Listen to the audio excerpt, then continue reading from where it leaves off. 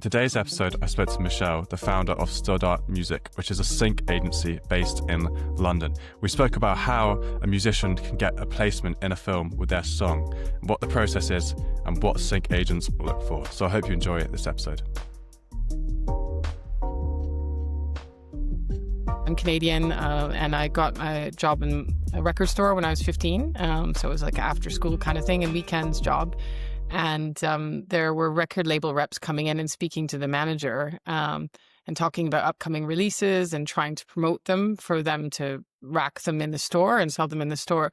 And that was really the beginning of it because first off, working in a record store was amazing. I loved it.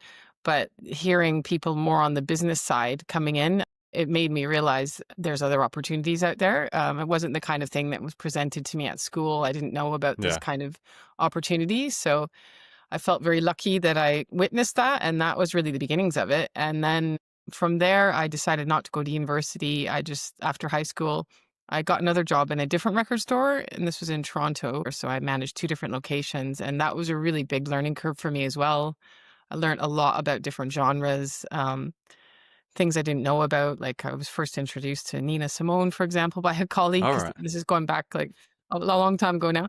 And I hadn't heard of her, and she's now one of my favorite artists. So, Really? Just learned a lot about different genres that maybe I wasn't aware of because of what sold in the store, and you had to kind of learn. That was the beginnings. And then I hatched a plan with one of my colleagues there to move to London just to give it a try. And we came over together. And she eventually moved back, but I've been here ever since. So it's 26 years now. So and I started with a small publishing company called Acuff Rose. Well, they were small in London. They had a bigger US office. I got that job fairly soon after moving over.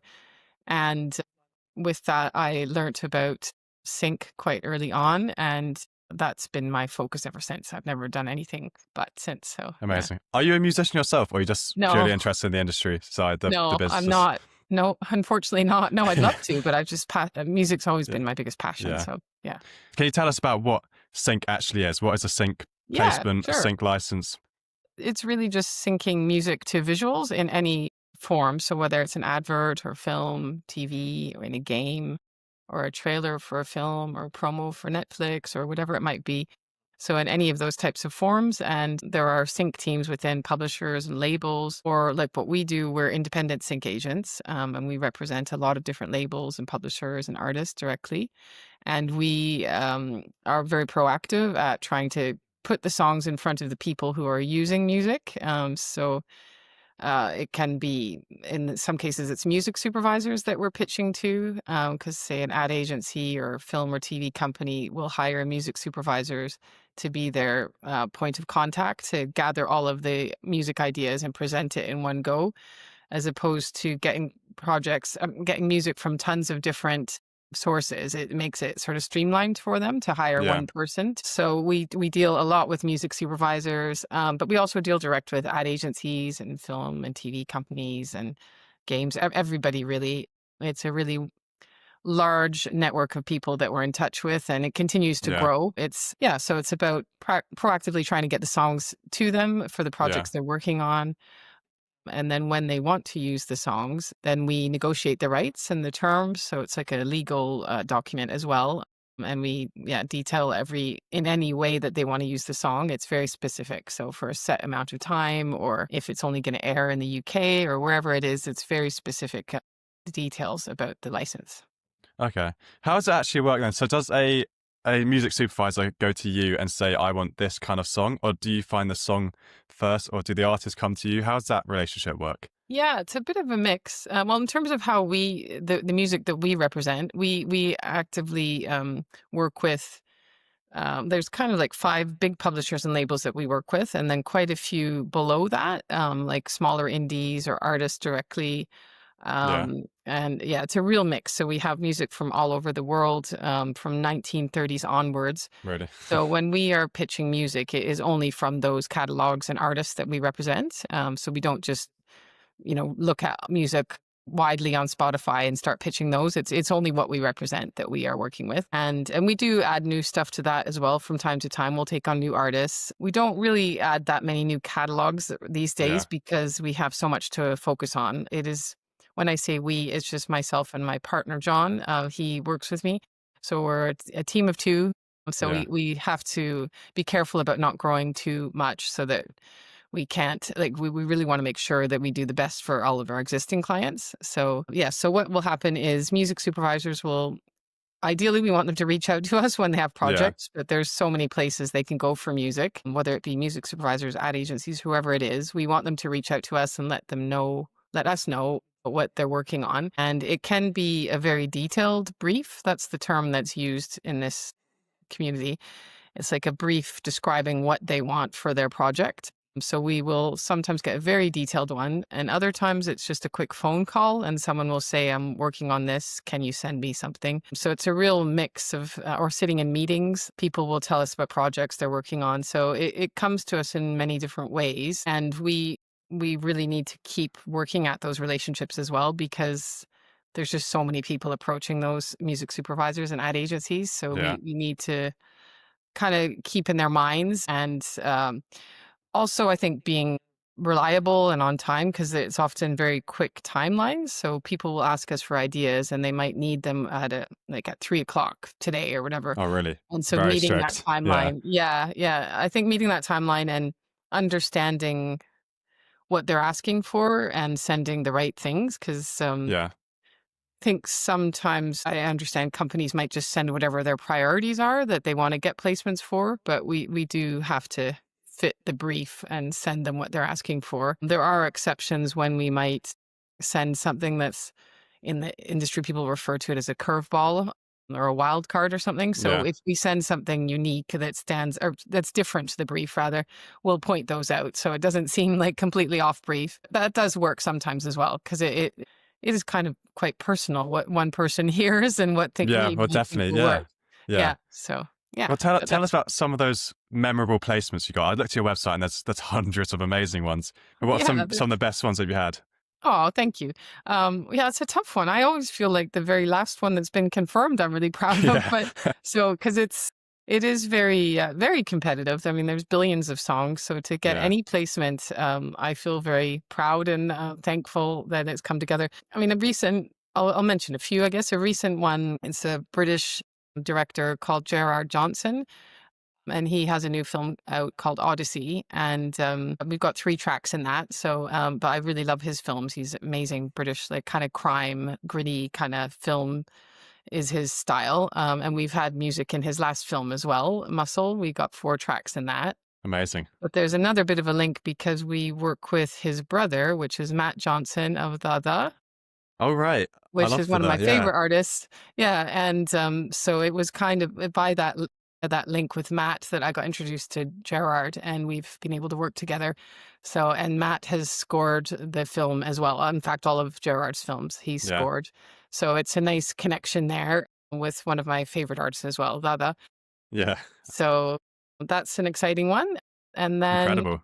yeah, it is. It is. As a teenager, I was a massive fan. So to be able to work directly with him, Yeah, that was amazing. incredible. Yeah. It must feel amazing to get a placement, to get that Yeah, confirmation it that is. you've I got love it. it. Yeah. Yeah. So, but then like other things, like this is a few years ago, but it's to work with such an iconic artist. And we got an Aretha Franklin song placed in a Twitter ad. So that was pretty amazing as Yeah. well. Like I do like working with those iconic songs, but then getting up and coming young artists placed as well. They're equally important and exciting for us. Yeah, that's another one. And then just recently, House of Guinness, which is a series that's on right now that's getting quite a lot of attention. It's the same people that were behind Peaky Blinders, Oh, wow. and it's set in Dublin. It's about the story of the Guinness family and empire. And they've got a lot of Irish artists in it. And we got a new band that we represent called Yard placed in that. And it's really great. made an impact Yeah. that they've reached out and said their streaming stats have gone up wildly since it started airing. Yeah. And Yeah. so just helping up and coming, they're doing really well, Yard anyway, but being able to help in some way to help with their profile. Yeah. Yeah, sure. Well, building on up and coming artists. So Yeah. we had an up and coming artist on last episode, and he's getting yeah. about 20,000 streams on his Spotify. Yeah. But he's saying he Amazing. really wants to focus on sync. Is that actually a reliable route to take for artists? Should they be trying to get their songs into sync placements? I think it's It definitely can be. I mean, there's just no guarantees about placements. Like even with some artists that we feel would be really syncable, which is just kind of a strange word because like anything could be placed really, but you can't know what's going to land. Like even when you think it could be the kind of artist or a song that will do well, there's just no guarantees with it. So, but I think it can be very lucrative. It can help Yeah. financially, definitely, and with their career path as well and profile. So I do recommend, yeah, that either if they want to keep their own rights and are independent, like seeking out a sync agent, like what we do, because there's a lot of sync agents now in the UK and around the world. There's tons in the US. So finding someone who believes in what you're doing, I think that's the main thing, and that they're going to be really passionate about your music and Yeah. try and get your music in front of as many people as possible.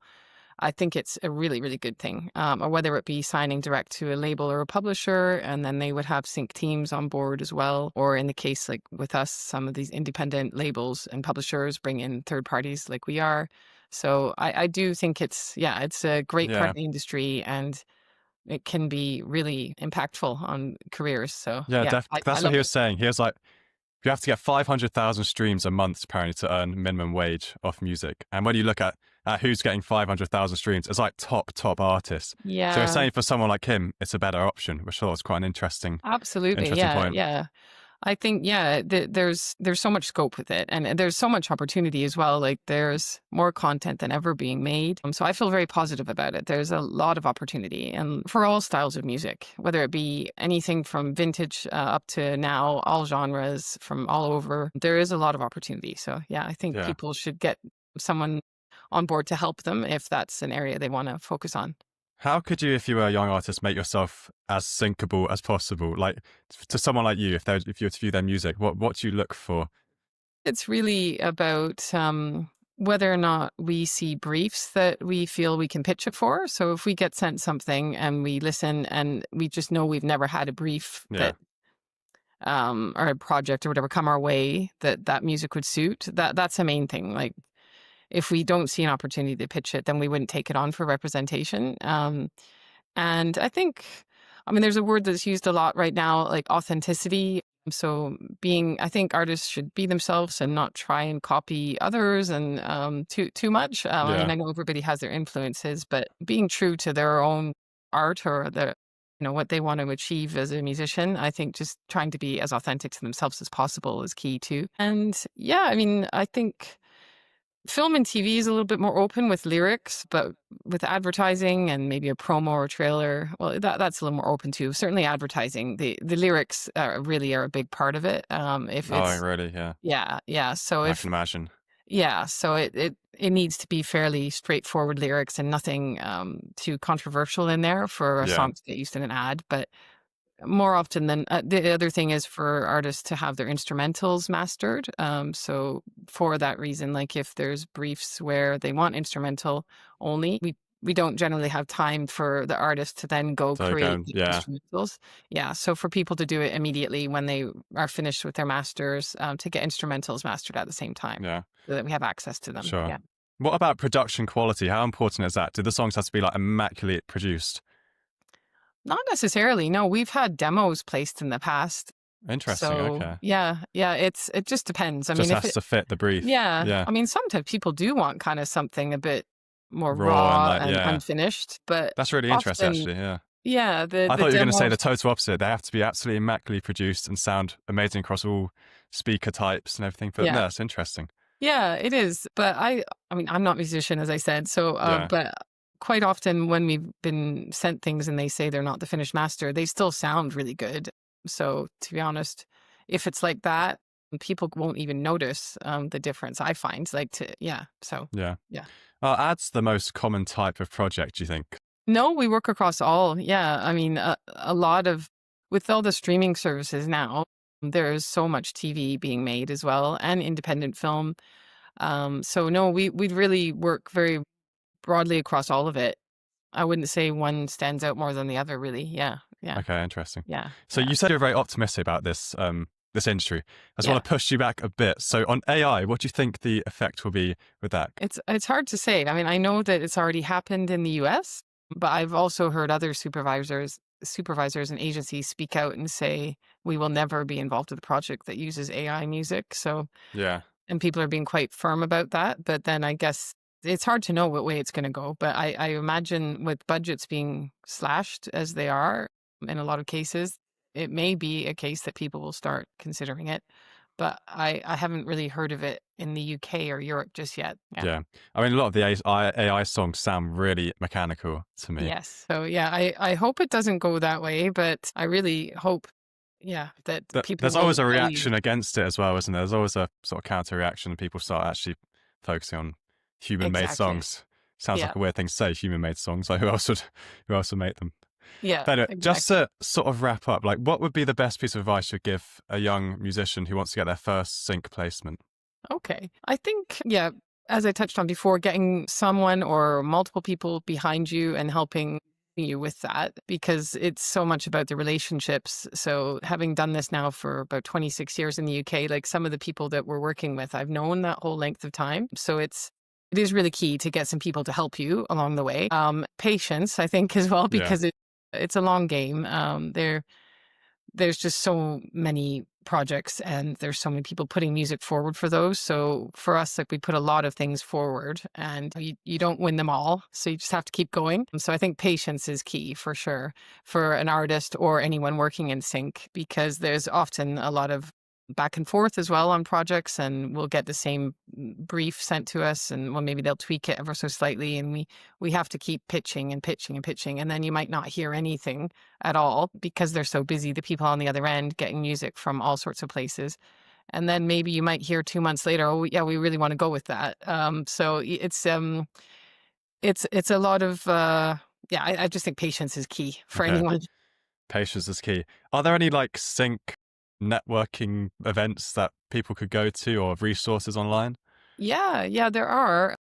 Any notable ones? Yeah, there's an event called Sync Drinks in London, which is what I was at last night, actually. All right, okay. And that's held once a quarter. It is listed on, I think anyone can join it in the industry. It's on Facebook and LinkedIn. There you can search and find that there. And then there's a AIM, which is the Independent Artists Association. I think it's just called AIM Sync, and that's an online thing usually. And they do an in-person element to it too, but that is a lot of people in the industry are attending that, and there's talks and panels, and it's quite reasonable to get a ticket for that. That's held about once a year. So AIM Sync is something they can search. And then, I think those are the two of the good ones to look at as a start in the UK anyway. Sure, there's lots around the world, Well, thank you very much for talking to us today and shedding a bit of a light on the world of sync. I'm sure that'll be very useful for many musicians listening. No problem. Thank you.